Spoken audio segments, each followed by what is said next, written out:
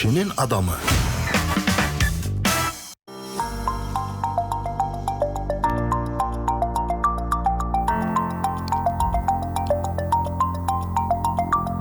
Əziz dostlar, hörmətli dinləyicilər, xoş gördük hər birinizi. Mikrofon önündə mən Kamran Yaradanquliyev. Hər kəsi salamlayıram. Həftə içi 5 gün sizin işinin adamıyla tanış olmaq imkanınız var efirimizdə. Həftə içi 5 gün saat 5'in yarısından etibarən, yəni 16:30'dan etibarən siz bizim proqramımızda müxtəlif sahələri təmsil edən, amma işin adamlarıyla tanış olursunuz. Bugün də istisna deyil və bugün də bizim işinin adamı studiyadadır. İşinin adamı studiyadadır. İşinin adamı başladı. Bəli, işin adamı başladı və mən qonağımızı təqdim etmək niyyətindəyəm. Heç də zaman itirməyək, vaxtımıza maksimal şəraitdə qənaət edək. Qonağımız Ülkər xanımdır. Ülkər Cəlova, stomatoloq, ortodont və stomatologiya sahəsinin bilicilərindən biri. Xoş gəlmisiniz Ülkər xanım, necəsiniz? Təşəkkür edirəm, çox sağ olun Kamran bəy. Təşəkkür edirəm bir daha məni dəvət elədiniz. Bu bizim ikinci görüşümüzdür sizinlə. Bəli, bəli. Və dinləyiciləri də salamlayıram. Belə, biz də sizi salamlayırıq. Dinləyicilər adından deyirəm bunu. Həmçinin bizi yalnız dinləmirlər və izləyirlər. Hal-hazırda TikTok vasitəsilə canlı yayımda, həmçinin Yurd FM-in siz web saytına daxil ola bilərsiniz, hörmətli izləyicilər və dinləyicilər. Studiyada gedən bütün prosesləri, qonağımızı əyani şəkildə görə bilərsiniz. Bizi görmə imkanınız var. 90.7 FM-də, Yurd FM-də hal-hazırda biz efirimizə başlamışıq.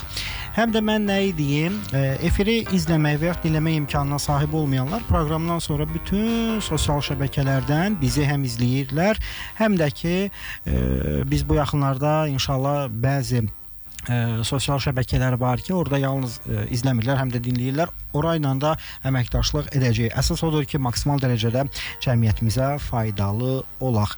Və diş sahəsi Azərbaycanda bir o qədər də insanların məlumatının olduğu sahə deyil. Deyirik dişdir də, bu yalnız vizual görüntü üçün zəruridir. Amma dişlərimiz qaydasında olmayanda, nizam-intizamı belə də səliqəli, muncuq kimi dişlər olmayanda bu ürəyə də zərər toxundurur, mədəyə də zərər toxundurur, nə bilim, ağız boşluğu və s. Yəni burada çox böyük elmi tərəfləri var və Ülkər xanım, siz də bu sahədə həmişə fikir verirəm də, istər efirlərdə olsun, istər belə həyatda çalışırsınız elə mövzular deyəsiniz ki, bu mövzular insanların gözünü açsın. Bugün də gəlin fürsətdən yararlanaq, başlayaq.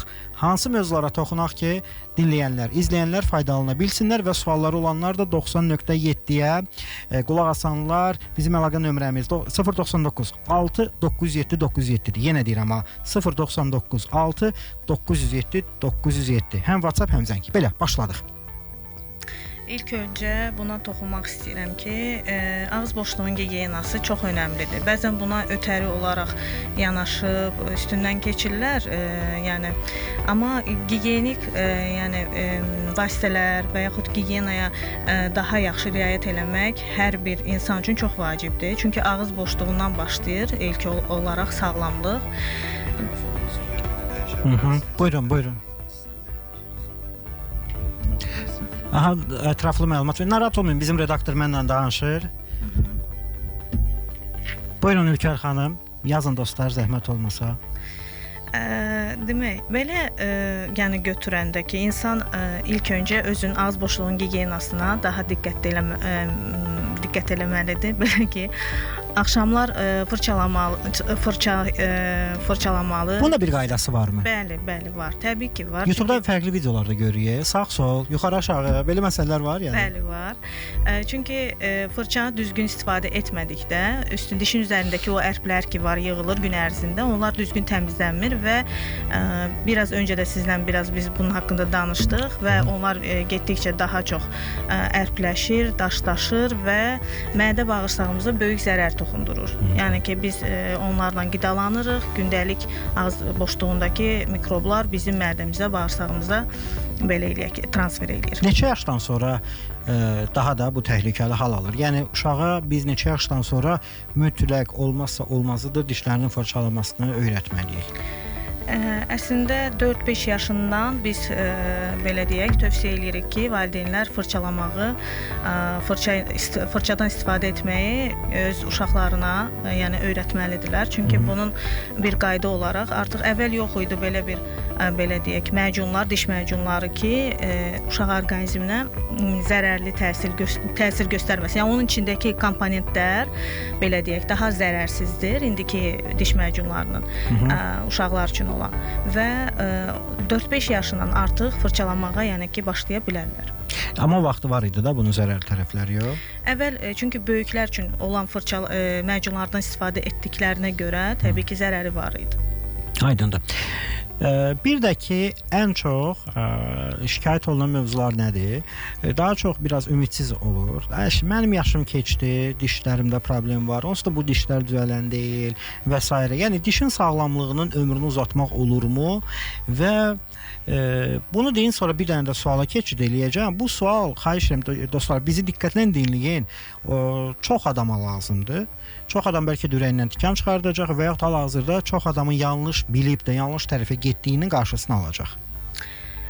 İnsanlar yəni bunun qarşısını necə ala bilər ki, dişləri daha uzun ömürlü olsun? Bəli. Mütəmadi olaraq, ümumiyyətcə profilaktik olaraq həkimə müraciət etməlidirlər. Bəzən elə bir Neçə müddətdən bir? 6 aydan bir mütləq bir həkim qəbulunda olmalıdırlar.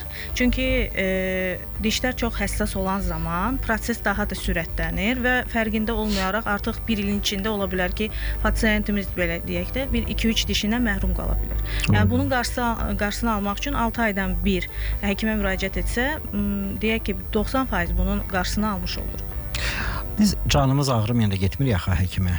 Hələ diş həkiminə. Təəssüf ki, elədir. Dişimiz də ağrıyanda nə edirik? Götürürük dərmanlar, aptekdəki sağ olsun. Bəzi dostlar da biz elə burada kömək edir ağrı kəsici ilə bağlı və yaxud kimisə dişi şişəndə bu şişi yatırtmaq üçün müxtəlif vasitələrə əl atırlar. Amma bizim gəlin, o demək istədiyim söhbət nədir? Deməli, bir dəfə stomatoloq dostlardan biri deyir ki, bir gənc xanımdır, stomatoloqa gedib, toy olacaqmış bu yaxınlarda. Toydan öncə istəyib ki, çox gözəl görsənsin. Və onun getdiyi stomatoloq bir xeyli araşdırma eləyib və ən münasib də demirəm, amma ən ucuz qiymətə dırnaq arası deyək, diş həkimi tapır. Bu diş həkimi də sən demə heç də tibbi savadı yox imiş, siz demişə ələ baxır öyrənir, müəyyən bir qərarlar verir və xanımın dişlərinə deyilir, birbaşa bu ağız boşluğunda damağa deyək də, o qədər zərər vurur ki, bu yazıq qız dişləri tökülür. Azərbaycanda olub, artıq 3-4 ilin söhbətidir. Bilməm idi necə olub, nə tarı olub və adam travma keçirər də, toy ərəfəsi düzəltmək istəyirsən, daha da belə mırıq qalırsan. Biz yaxşı həkimdən pis həkimi necə seçək, nəyə diqqət eləyək? Yəni hər şeydə sosial şəbəkələrdə paylaşılan gözəl mövzulardan, şəkillərdən, videolardan ibarət deyil. Biz aldan da onlardır. Nəyə fikir verək? İlk öncə onu qeyd edim ki, 2018-ci ildə belə bir hadisə olmuşdu. Ola bilər, bəlkə də eyni söhbət danışırıq. Ola bilər, gənc bir xanım idi, atası ilə gəlmişdi.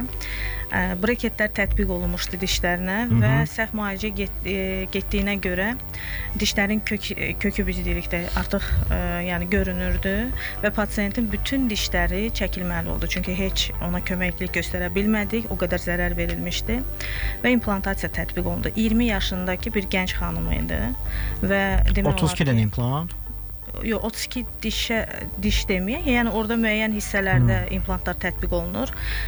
Demək olar ki, dişinin bir 70%-ni itirmişdi. Ön dişlərdən söhbət gedir. Çünki breketlər bütün dişlərə tətbiq olunmadığına görə. Özə bir xanım üçün lap belə dəhşətli mənzərə. Və inanın ki, o qədər o klinikada ağlayır, hər dəfə ağlayırdı ki, yəni hər gəlişindəki, yəni bu həkim deyilmiş.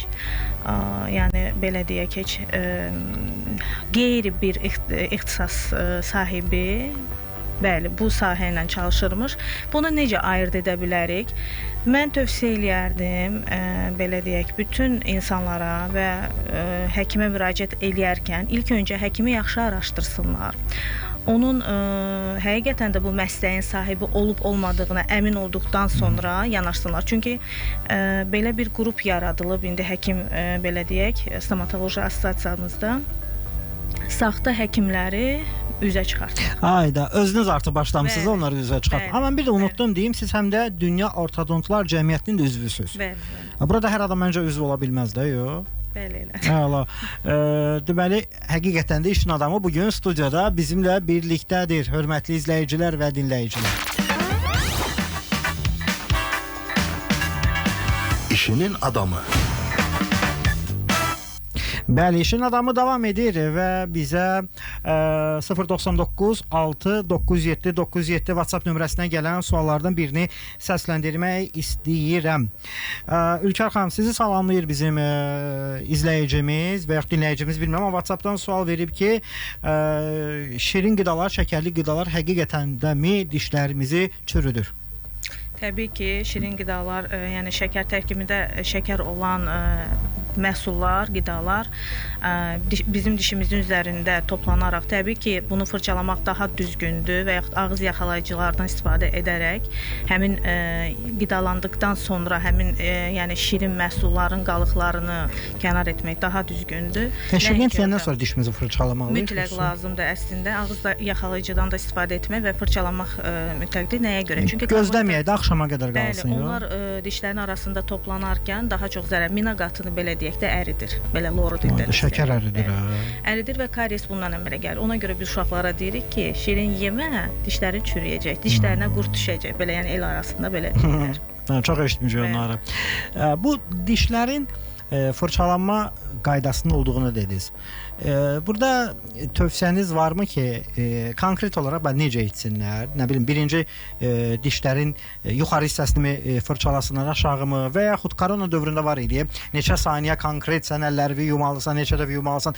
Dişlərdə ən azı belə bir qayda qanun varmı ki, ya böyüklərdə, ya uşaqlarda biz ən azı bunu edək, əmin olaq ki, aha, problemdən biraz da uzaq oldum. Bir dəqiq yuma üsulu odur ki, yuxarıdan aşağıya doğru fırçalayırlar ilk öncə, sonra spiral şəklində fırçalayırlar. Saat istiqaməti. Bəli, saat istiqaməti və əksinə də fırçalaya bilərlər. Baxır sağdan solun vəziyyətinə və yaxşı olar dilin üzərini təmizləmək üçün xüsusi fırçalar var. Dil. Bəli, dilin üzərindəki ərklər çox vaxt yığılır. Biz axı dişlərimizi təmizləyirik, amma dilimiz qalır. Dil xəstəliklərlə bağlı çox şey deyir insan bədənində. Dilin üzərindəki xəritə biz deyirik ki, o bir xəritədir, bizə göstəricidir. Hər hansı bir dilin üzərində, məsələn, bizə pasiyent gələndə, yaxınlaşanda deyir, mən birinci onun ağız boşluğuna baxan kimi dilin üzərinə baxıram. Elə olur ki, dilin üzəri, məsələn, görürəm çatlıdır, məsələn, ortasından çatlayıb, kənarlarından ləkəlidir. Artıq bu onu göstərir ki, bədənində hər hansı bir orqanında problem var. Gəlin onun bir neçəsini deyək. Dinləyicilər və izləyicilər də 100% əminəm bu dəqiqə güzgüdə dillərinə baxırlar. Olur ki, kənarları ağdır. Bəli. Bu nəyin göstəricisidir? Ortada çatlar və ya xətlər olur. Bu nəyin göstəricisidir və ya kənarında olur? Onu biz belə deyək, mütəxəssisə yönləndiririk artıq. Yəni biz daxili orqanları görə bilmirik. Məsələn, əgər dilin üzərində hər hansı bir ləkə varsa, onu artıq göndəririk mütəxəssisə. Mədə-bağırsaq, ən çox mədə-bağırsaqla bağlı olan, yəni ki, həkimə, gastroenteroloqa göndəririk ki, orada artıq o nəticə çıxardır. Ya mədəsindəndir. Əgər mədə deyilsə, artıq başqa bir orqandan ola bilər. Çünki dilin həqiqətən dil bizim güzgümüzdür, belə deyək. Daxili orqanların güzgüsüdür. Kənarlarda məsələn o dediyiniz ləkələr, ağ haşiyələr belə deyək olarsa və yaxud izlər olarsa, biz buna makroglasiya deyirik. Dil böyük olduğuna görə öz qəlbində belə deyək də ağız boşluğunda yer tapa bilmir. O başlayır dişlərin arasına keçməyə, o izlər yaranır. O qorxulu bir şey deyil. Çoxu deyir ki, dilimi dişlədim, bəlkə də ondandır. Yox. İndi görsən necə dişləməlisən, kəsməlisən ki, sən bu dili elə bir yara və yaxud iz olsun. Gəlin breketlərdən də biraz danışaq. Bu breket sahəsi hər gün demək olar ki, elə paytaxt Bakıda zəng var, hə? Yaxşı, breketlə bağlı soruşarıq, amma zəngimizi gözlətməyək və nəzərinizə çatdıraq ki, əziz işin adamı layihəsini həm izləyənlər, həm dinləyənlər hal-hazırda 099 6 97 97 nömrəsi ilə siz həm əlaqə saxlaya bilərsiniz və WhatsApp-dan yaza bilərsiniz. WhatsApp-dakıları görürəm, amma zəngləri görmürəm. Bizim prodüser bildirdi ki, zəng var. Alo. Alo, salam. Salam. Hər vaxtınız xeyir. Salamlayıram sizi də, qonağınızı da, Ülkər xanımı da. Biz də sizi. Mənim sualım var idi, icazənizlə onu vermək istəyirdim. Buyurun, buyurun. Deməli, bizdə belə bir iki tərəfli bir fikir var ki, diş saplarından bəzi qrup deyir ki, istifadə təhlükəlidir, bəziləri də deyir ki, yox, gigiyena vasitəsidir, təhlükəli deyil. Mən belə deyim, öyrənmək istəyirdim ki, diş saplarının istifadəsi ağız boşluğumuza və yaxud dişimizə, damağımıza hər hansısa bir təhlükəsi varmı? Qəşəng sualdır da. Çox sağ ol. Var əlavə sualınız? Xeyr, yoxdur, elə budur. Bir də unutmadan, izləyirsiniz, dinləyirsiniz. TikTok'dan izləyirəm canlıdan. Sağ olun TikTok izləyiciləri. Əla. Varmı bu sapların ziyanı? Salamlayıram mən də xanımı. Bu sapların heç bir ziyanı yoxdur. Əslində bunlar çox xeyirlidir. Nəyə görə? Çünki biz əgər diş çöplərindən belə deyək istifadə ediriksə, həmin dişlər arasındakı məməcik biz deyirik, ətlər belə deyək, onu zədələmiş olur. Amma diş sapı çox rahatlıqla iki dişin arasından, yəni keçdiyinə görə nə diş ətinə ziyanlı deyil, nə də ki dişin mina təbəqəsinə və çox da yəni ki gigiyenik tərəfdən çox yaxşıdır, möhtəşəm. Əla. Aldıq bu sualımızdan cavabını. Hörmətli izləyicilər və dinləyicilər, qısa fasiləmiz var. Bu fasilədən sonra studiyada görüşəcəyik. Marsol Qrup, İş Adamları Cəmiyyətinin Milli Assosiasiyası və Kənaz Media Qrupun təşkilatçılığı ilə İşinin Adamını dinləyirsiniz. İşinin Adamı studiyadadır. Bəli dostlar, İşin Adamı studiyadadır, bizimlə birlikdədir və biz hal-hazırda Ülkər xanımla həm söhbət oluruq efirimizdə. Ülkər Cəlova, stomatoloq, ortodont və Dünya Ortodontlar Cəmiyyətinin üzvü. Bizimlə birlikdədir 90.7-də Yurd FM-də. Yurdumuzun işin adamları hər gün qonaq olurlar. Yox, 5 gün. Və siz bizi hal-hazırda həm izləmək, həmçinin dinləmək imkanına sahibsiniz. Dinləyirsiniz 90.7-dən, amma izləyirsiniz TikTok'dan canlı. Yox, hər iki fürsətiniz əgər hal-hazırda mövcud deyilsə, nə edin? Ardından verilişimizdən bir gün sonra proqramımızda bütün baş verənləri, söhbətləri siz bizim YouTube, Instagram, Facebook, LinkedIn-də, LinkedIn-də həftədə bir dəfə paylaşım eləyirik, həftəlik qonaqların siyahısını paylaşırıq, vəzifələrin haqqında məlumat veririk, amma digərlərinə məlumat əldə edə bilərsiniz. Davam eləyəkən biraz biz bu breketlərdən danışaq. Neçə yaşdan sonra breket olar? Neçə yaşdan sonra olmaz? Breketləri gündə 100 dənə tədbir olur. Qardaş, bu breket sahəsi bitmir. Nə qədər yenilik olur, nə qədər yenilik olur, nə qədər yenilik olur. Biraz bizi bu sahədə də maarifləndirin, zəhmət olmasa. Breketlərin yaş məhdudiyyəti yoxdur. Breket demək ortodontik belə deyək, müdaxilədir. Bu breket bəs nədir? Breketlər xüsusi belə deyək, aparatlardır. Aparatın adı breketdir. Aparatın adı, bəli, o çıxmayan aparat sayılır və belə deyək, lori dildə Lori dil, hə, hamı bilsin də. Bəli, xırda dəmirlərdir, dişin üzərinə fiksə eləyirik biz, yəni belə kompozit vasitəsilə ki, bunu ancaq həkim idarə eləyə bilir. Plastinkaları siz gəzdirmisiniz bir vaxtlar, mən xatırlayıram demişdiniz, bunun haqqında məlumat vermişdiniz. Uşaq vaxtı. Bəli, uşaq vaxtı. O çıxan aparat sayılır. Yəni biz onu çıxardıb taxa bilirik. Çox vaxt onun təsiri olur, əks təsiri. Uşaqlar ki o qədər ürəyi sıxılır, valideyn görməyəndə çıxardır, kənara qoyur belə. Taxmaq istəmir. Hə, taxmaq istəmir. O adamı incidir. Amma breketdə bu mümkün deyil. Çünki breket taxılırsa biz ancaq idarə eləyirik bunu. Ayda bir dəfə? Ayda bir dəfə bəli korreksiya olunur və yaş belə deyək, daimi dişlər çıxdıqdan sonra biz onu tətbiq edirik. 11-12 yaşından artıq başlayırıq breket müalicəsi. 11-dən 12-dən sonra. 12 yaşa qədər plastinkalardır. 12 yaşdan yuxarı breketlər. Əvvəllər yadınızdadır, çox adam kompleks keçirirdi, utanırdı. Amma indi elə bir rahat dünyada yaşayırıq ki, hətta ən tanınmış simalar belə çox rahat şəkildə istifadə edir. Nə var ya burada? Deyir, mən ağız boşluğuma, dişlərimə qulluq eləyirəm, istəyirəm ki, yaxşı olsun. Yaxşı, gəlin indi biraz da bu breketlər barəsində ortodontlardan danışaq. Burada da müraciət edən hardan bilsin ki, bu həkim yaxşıdır, ixtisaslıdır, yoxsa bu da kimsə əlinə baxıb bir dənə o dişi, o dəmir oraya yapışdırmağı öyrənib? Bunu bilmək üçün yenə də araşdırmaq lazımdır. Həkimin ixtisasını yaxşı bilib bilməməyini.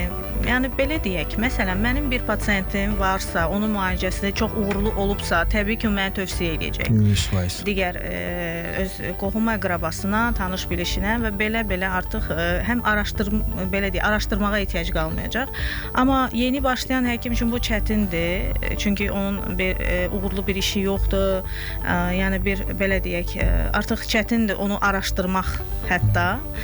Yaxşı olardı ki, bizim yəni pasiyentlər, insanlar belə deyək, kobud çıxsa da onun harda təhsil aldığını özlərindən öyrənsinlər həkimin. Yəni biraz kobud səslənsə belə. Çünki indi bu dəqiqə belə deyək, elə özəl müəssisələr var ki, dövlətdən danışmıram, çünki dövlətdə hamı qeydiyyatdadır. Özəl müəssisələrin əksəriyyətində qeydiyyatçısız həkimlər işə götürülüb, hansı ki, burada artıq araşdırmaq lazımdır ki, təhsili Azərbaycandadır, xaricdədir və yaxud təhsilsizdir. Yəni bunları araşdırmaq lazımdır. Lazımdır. Efirimiz davam edir, hörmətli izləyicilər. Zəng və WhatsApp nömrəmiz 099 6 907 907. Elə bizim zəng və WhatsApp nömrəmizə oxşayan bir dənə nömrədən WhatsApp gəlib. Çox belə, nə bilim, gülməlidir, elə də istəyirəm onu səsləndirib. Ülkər xanıma bizim 37-17-dən sual gəlib ki, mən də istəyirəm stomatoloq olum. Həqiqətənmi çox qazanclı sahədir bu? Sevinç xanım yazıb. Stomatoloq olmaq şərəfli sahədir. Ümumiyyətcə həkim olmaq çox şərəfli sahədir. İlk öncə burada maddi tərəfi düşünmək lazım deyil. Biz insanlara sağlamlıq bəxş edirik. İkinci tərəfi həmişə həkimlərdən, həkim belə deyək də, kolleqalarımın içində stomatoloqlar seçilib. Yəni belə deyək. Hə. Stomatologiya kənardan həmişə çox maraqlı, cəlb edici sahə göstərir. Sizə bir sir verim. Mən uşaqlıqdan böyük arzum stomatoloq olmaq idi. Elə xoşlayırdım. Amma düz deyək, xoşum gəlmirdi stomatoloq yanına getməkdən. Amma sevirdim o sahəni. Digər ki, nə mane oldu? Nə mane oldu? Stomatologiyaya gedən yolda oxumalı olduğumuz dərslər. Heç cür belə beynimə girmirdi də. Mənki elə ədəbiyyat, ana dili, tarix bunlar idi. Humanitar. Humanitar sahədə gəldiyində bu sahədə, amma eybi yox. Əsas odur ki, stomatologiya sahəsini yetəri qədər dəyərli insanlar, dostlarla çevrələmiş, düşünürəm ki, övladlarınız olacaq stomatoloq. Görək, qızımın marağı var. Görək, oğlumun elə nəyə marağı var, heç özüm də bilmirəm. Yəni bəlkə də yaş o deyil, amma görək, əsas o dişlərini sındırmasın. Bir də ən aktual mövzulardan biri, xatırlayırsınızsa, bir dönəm gəldi, hər kəsin dişi bir-birinə oxşamağa başladı. Sonra hər kəsin dişindəki dəyişiklik başladı, o da bir-birinə oxşamağa başladı. Və bunun özü də bir növ dəbə çevrilib. Hələ yaxşı ki, bizə gəlib çatmayıb. Bu Amerikada lap belə qəribə dişin üzərində əməli başlı rəsm əsərlər çəkən sənətçilər də var. Sənətçilərin özünün bənzədən gənc nəslin nümayəndələri də var. Bu ağappaq dişlər mövzusu var və yaxud əksinə, eləsi var deyir təbii olsun rəngi. Burada da istək çox normaldır, amma istəyi olan şəxs təbii olaraq həkim qədər, doktor qədər məlumata sahib deyil. Burada harda həkimlər, normal həkimlə söhbət gedir, o sos işarəsini yandırır ki, okey, əla, amma bu sənə nə yaraşar, nə də ki, sağlamlığına, belə deyək də, kömək etmiş olar, əks təsir ola bilər. Bunlar hansı məqamlardır? Biz bunlara fikir verməliyik. İlk öncə pasiyent, yəni oturan zaman kresloya biz onun ten rənginə baxarıq. Yəni dəri rənginə baxaraq. Dərinin də rəngi var. Bəli, dəri rəngi ilə ağız boşluğundakı dişlərin rənginin uyumu olmalıdır. Məsələn, bir insan əgər rəngi çox tündsə, belə deyək, dəri rəngi, artıq onu ağappaq dişlərini eləməyin, yəni həqiqətən çox qeyri-estetik bir yanaşmadır. Çünki insan gülən zaman ilk gözə çarpan dişləridir insanın və o çox kobud və qeyri-estetik görünür. Siz əməli gələn pasiyentlər hamısını belə rentgen eləyirsiniz ki, heç kim xəbəri olmur. Estetik olduğu üçün bizim sahəmiz, ona görə biz hər şeyə detallı fikir veririk. Gözəl. Ülkər xanım, artıq son dəqiqələrimizdir sizlə həmsöhbət olduğumuz efirimizin tərkib hissəsində. Maşallah, vaxt necə sürətlə gəlir, keçir, adamın xəbəri olmur. Bizim bir ənənəmiz var. Proqramın son dəqiqələrində qonağımıza deyirik ki, əziz qonaq, varmı elə bir sual, hansı ki siz bu sualı eşitmək istəyərdiniz, amma aparıcı, savadı çatıb o sualı sizə vermədi? Hansı məqamları toxunmaq istəyirsiniz? Yoxdur elə bir sual, Kəmran müəllim. Bütün sualları həqiqətən də çox gözəl işıqlandırdınız. Mən də bacardığım qədər onları, yəni düşünürəm ki, cavablandıra bildim. Təşəkkür edirəm sizə. Biz sizə təşəkkürümüzü bildiririk. Minnətdarıq. Fəaliyyətinizdə uğurlar arzu edirik. Bir vaxt tapıb gələcəksiniz yanımıza. İnşallah.